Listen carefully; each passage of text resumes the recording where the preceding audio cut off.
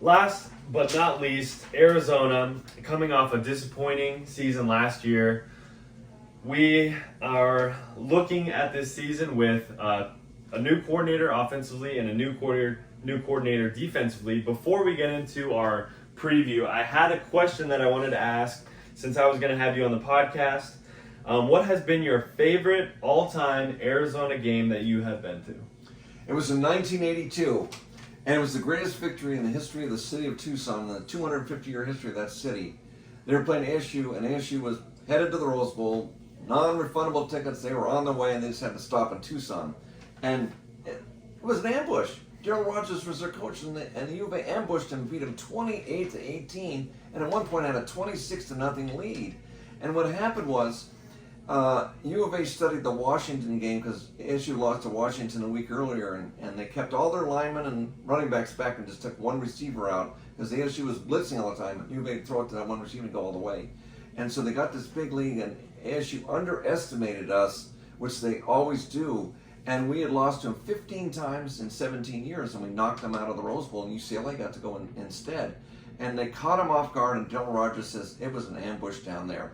So it was the greatest victory in the history of the school, and I went to that game, and I couldn't believe it. I sat over with my parents because I was a student at the time, and I had a free ticket to get over there, and so my friend sat in the student section. I just could not believe it. We got two safeties on them. We ran in and tackled their ASU running back twice in the end zone, so it wasn't a botched punt or something. We tackled them. So, and the crowd went completely nutty, and they tore the goalpost down. It's the first time I've ever seen them tear the goalpost down. So that was the biggest victory, and of course this is my 59th season I've been going to games, and so I've been there, done that, seen it all, and that. So, but that was really exciting. We didn't get a bowl because we were only 5-4-1 at the time, and they didn't think we'd go, so that they didn't invite us. But we got a lot of pub going into next year, and they thought, boy, Arizona's really good. We got on the radar screen real fast. If we could kind of recreate that 43 years later this season, that would be pretty special because ASU has hopes of going to the Big 12 championship. So if we can knock them out at the end of this season, that would be really fun. Mm-hmm. Some storylines I think to look at for this season. How good can Ismail Mahdi in the running back room be? We know Fafita is going to light it up offensively. He doesn't have T-Mac this season. Mm-hmm. Obviously, T-Mac is out in the NFL now, Carolina. So we'll see with Fafita and our new offense coordinator what they can do. Deggy was his name, Seth Deggy. Mm-hmm. From Marshall, had a great season, led them to 10 wins, and he steps in at offensive coordinator, and we'll see what he can do with Fafita. One thing I do want to bring up right away is the coordinators can make or break your team. And I watched videos just, before we were doing this video, and Seth Deggy and Danny Gonzalez are really good coordinators for U of A, and that's why I think they'll be a lot better than people anticipate. Deggy led Marshall to a Sun Belt championship. He knows his stuff. He's had some really good offenses. He does it all, and that's why Brett Brenner brought him in. He's got to have an O coordinator. But this Danny Gonzalez is very impressive. I've been watching. You've got to watch a video of this guy. I was watching it on a Sunday morning, and I was so jacked up, I could have worked all day Sunday. I was listening. This guy's a motivator. And so he probably got his defenses motivated. And I did some digging on him. And at San Diego State in New Mexico was the D coordinator. And they had really good defenses when he was there. And the years before he was each school and the years after, they weren't near as good. So he is a very good defensive coordinator. And that's why I think Arizona is going to be good this year. Most people are predicting him way down the drain, 2-10 and 0-9 and all these type predictions. But we just found out today, just popped up, the 50 best teams, they list Arizona in there. One of the 10 teams they list in the Big 12. So something's happened. People are checking these coordinators out. And so Arizona could be that surprise team that's kind of popping up on the radar screen. And these coordinators are good. Fafita's got the most receivers he's had to work with. And that even though he doesn't have his buddy T-Mac, he's really optimistic about the team as far as throwing. He's got 3 running backs. Ismail Mahdi, I guess that it. Kendrick Rossano and Quincy Craig are all really good running backs. And so they beefed up the line on both O and D because we had trouble with the line last year. We lost so many players. They beefed it up. So they're doing like ASU did. They got 53 new players, stacked up what they needed. And that's why I think they can have a successful season because of the coordinators, make or break. and that's what's going to help them. Because even Danny Gonzalez said, "We are here to save Brent Brennan's job, to keep him here." So he's just flat out about it. He studies the school's history. You remember the border conference? We had successful teams in the '40s and the co-championships, and then he was rattling off history like, us history buffs that know it all anyway. And that, so I think they'll have a much better team than everybody's thinking because of the coordinators. Who they got in the portal. They plugged a lot of holes up, and so the offense and the defense and the secondary is pretty good, but they got some linemen and linebackers to help the D out too. So I predict them to do much better. I think one of the keys for this season is the turnover margin has to be on the positive. Last season it was in the negative. I think that turnover sword, we need to put a lot of footballs on it this season. I think with the likes of Dalton Johnson, Genesis Smith, all the secondary like you were mentioning, and the offense, I think if they click in the right way, I think this season, one of the key elements too for Arizona is 5 out of the 6 games to start the year are home games. So Tucson, it has to be rocking. I think we have to fill up those stands. No matter what happened last year, this is a new season. And are you ready to get into the schedule and go week by week?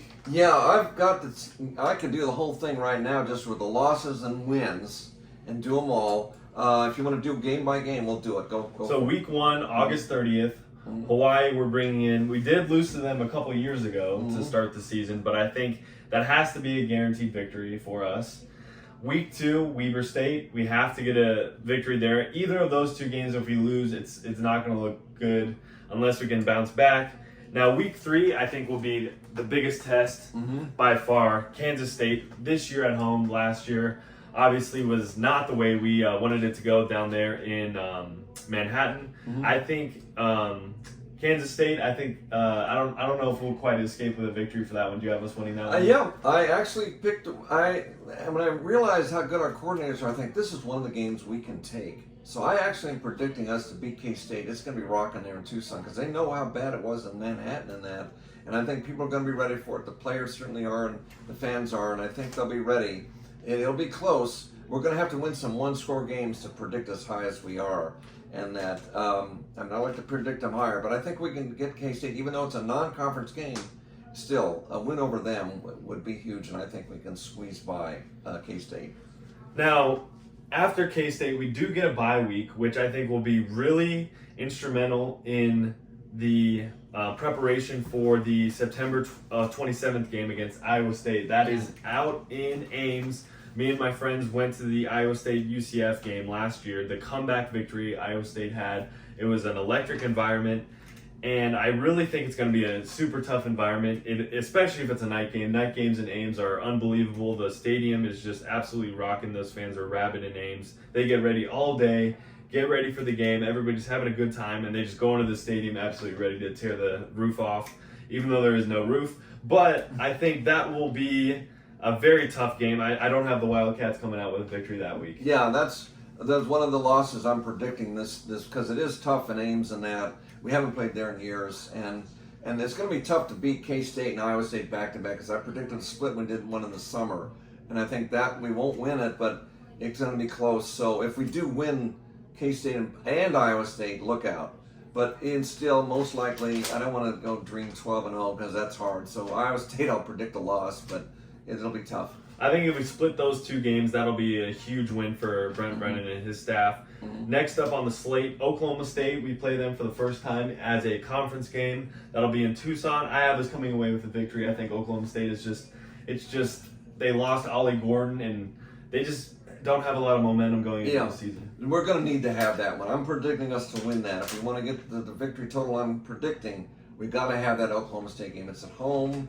We've got to take advantage of that. We haven't beat Oklahoma State. We beat them, and when I think Rich Rod was coach, we pulled out like a 39 with an interception, pick 6. We won it by like 6 points or so a long time ago. So it'd be big if we can beat Oklahoma State. But yeah, I believe we'll win that game. BYU, I think will be a victory. They have Utah the very next week, so like we've seen in college football, that look-ahead game, I think we'll be able to clip BYU. Their quarterback, Jake Redsloff, he was actually dismissed from the program for violating team policy, so he is actually at Tulane. So I think just having that switch up in the spring is just something that I think will really discombobulate BYU. They do have Bear Bachmeier is going to start week 1. His number is actually number 47. So having a quarterback with that number is really rare in college football and in football in general, especially. So for BYU, you have us coming away with a victory there as well. No, I actually predicted them to lose that game. Okay, but again, it's going to be close. We could possibly win that. That is in Tucson, right? Yep. Yeah, it's in Tucson, but I'm going to predict a loss on that one. Again, I don't want to get greedy and start predicting us to win all the time, but it's going to be a tough loss, but it'll be a close one. Now, after BYU, we do have back-to-back away games with Houston and Colorado. I have us coming away with victories against both of those squads. Houston has Connor Weigman, a transfer from Texas A&M, stepping up. Colorado is replacing 2 of the best players in program history in Shedeur Sanders and Travis Hunter. I think it'll just be tough for Colorado. Another year for Deion Sanders. A lot of players in and out from the transfer portal, so I think both of those will be Wildcat W's. Yes, I believe we'll win both of those. Houston didn't have a very good year last year, and we beat them. And Colorado, yeah, the key losses, and they aren't predicted that high in the conference, maybe 11th or 12th or so. But I think we can win that. Between BYU and Colorado, it's a toss-up, so I guess it's split, and that's why I picked BYU as a loss and Colorado as a win. And again, it's up there in the high elevation. I pointed out it's 5,300 feet. Of course, Tucson's 2,400, so it's not as severe as a sea level team. So Arizona it's almost a half a mile high in Tucson. So they can handle a little bit better than sea level teams in that. So, but I'll predict Colorado will beat them. Another team that we have not yet played in a conference game, Kansas, is up in Tucson. I have us coming away with another victory. A lot of wins this season that we really need. We can't have another 4-8 or 3-9 or even 2-10 season. So victory against Kansas. Yes, this is the first time we played KU since 1966, the year before I started going. So it's a long time coming. If we can get KU, and if we win, we'll tie the series. It's 2-3-1 now. We can tie it at 3-3-1. So we got to get KU, and they're going to be finished in the middle of the pack. They've got some losses. They aren't predicted too high, so I think we got to take them, and this is our chance to get KU. Next up will be a road game at Cincinnati. I think it'll just be a really tough environment for the Cats. I think it'll be just too much to handle. I have us losing that one as well. I'm predicting them to win that game this time. I know we kind of differ on the BYU Cincinnati, it looks like. But that one I think we can win. Cincinnati isn't predicted kind of low in that. Even though we have to go on the road, I think they'll be ready and take that game. I do have us actually losing the last 3 games of the season. So at home against Baylor, and then at ASU, I have us losing that. So I do have us winning quite a bit in the middle of the schedule, but I did have us losing the last 2. What do you have? Yeah, for the I last 2 had games? Baylor and ASU we'd lose, so it looks like we're both going 8-4, and just one difference. With I'm going 7-5. Oh, you're going? Because I think we'll lose to Kansas State too. Okay, State, yeah. So 7-5, 8-4. But Baylor, it's in November, and the U of A has traditionally pulled off a big upset in November. I refer to them as a November ambush. And they could ambush Baylor. Baylor rolled 6 victories and finished the game out of first place, and they're going to be ranked. They're ranked like 25th, so that could be a potential November ambush, and that would put us higher in the bowl situation. I don't think, since we're predicting 5-4 or something like that in the conference, most likely a mid-level bowl. I'm predicting we'll go to the LA Bowl with our record at 8-4 and get a trip out to LA, and it's near LAX there. It's where the Rams and the Chargers play. SoFi. At SoFi Stadium, and they play a Mountain West team. So that's what I'm predicting we'll make the LA Bowl. I predicted that several times that we can get that bowl, so hopefully we can finally get there. This is the last year that we get to go to those Pac-12 bowls: Alamo, Holiday, Independence, Las Vegas, Sun, or LA. So I figure it's going to be LA this time. But we'll do better than what people are thinking because of our coordinators. Those guys are really good, and that's why I'm going a little higher. I went 6-6 like a month ago when we did the predictions, but I thought, wait a minute, this Danny Gonzalez and Seth Dagey, those guys are good. You got to check videos of those guys. They know their stuff, and all you fans from Tucson, then check them out. And now we even are in the top 50, which 2 weeks ago we were like 74th. So maybe some people are watching those videos and mark us up in the top 10 teams in the Big 12. So we should finish 9th or 8th, maybe 7th and squeeze a bowl like I mentioned. They're so stacked up there, it's hard to get in the top 4. If we do go 10-2 and win a couple of those that we were going to lose, like Iowa State or BYU or whatever, we could tie for the title and get maybe a tiebreaker to get the playoff. But we'd have to win 2 more games to do that. So again, 8-4. I don't want to go too high, but I think we can do better than what most people are predicting because of our coordinators. I think for Brent Brennan to keep his job, I think he has to improve. He can't go worse than he did last year.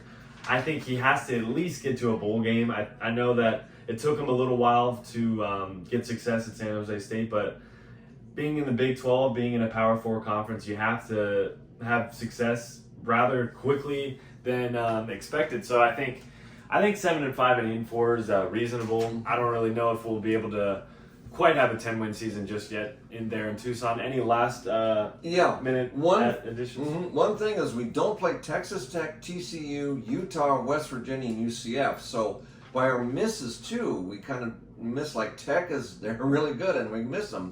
And TCU, we played them in Fort Worth last year. They're going to be good. They're up there with like Baylor and that, usually just right outside the top 25. We missed them. Utah, some people are predicting them low, but some are predicting them way up there to be the Cinderella team this year. And West Virginia, of course, with Rich Rod there, and he could build up quick. And then I mentioned Scott Frost at UCF.